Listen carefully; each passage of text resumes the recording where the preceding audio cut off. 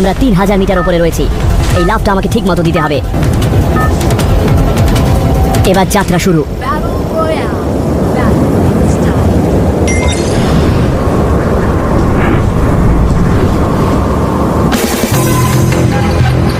আমার গতিবেগ এখন ঘন্টায় 200 কিলোমিটার। আমি দ্বীপের কাছাকাছি একটা নিরাপদ জায়গা খুঁজছি নামার জন্য।